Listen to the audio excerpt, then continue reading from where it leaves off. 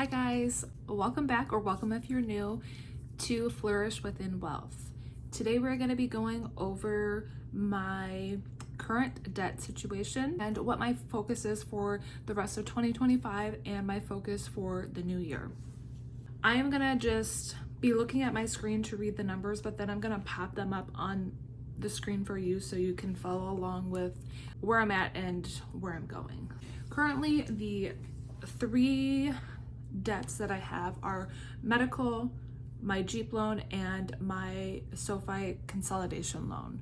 So those are the three that I have, and my plan is to snowball my smallest debt, which is medical, because my medical is $598.91, and that doesn't include any payments for November, compared to like my other balances where my SoFi is like 26K and my Jeep is 24K. So to me, it makes the most sense to get rid of that medical. Even though I know there's no interest on it, I still want it to just go away. So I'm gonna be doing snowball with my medical, and then hopefully have that paid off by the beginning of next year. I want to say like February, if not sooner. And then I'm going to avalanche my remaining two debts. So that's going to be my SoFi first and then my Jeep. And let me go over the two methods. I'm sure you're familiar with them, but maybe not all of you are. So the first one is snowball, which is where you focus on the smallest amount first, regardless of interest rate.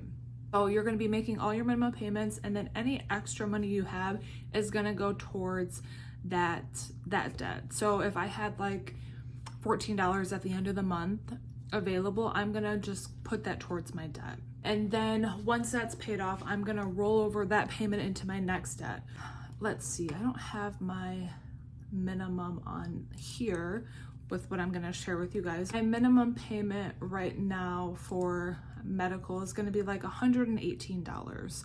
I will be then applying that amount to my SoFi loan so I can pay that off faster. If we go into avalanche method, that's where you focus on paying your highest interest debt first, regardless of balance. My SoFi is my highest interest, so that's why I'm going to be paying it off first in avalanche.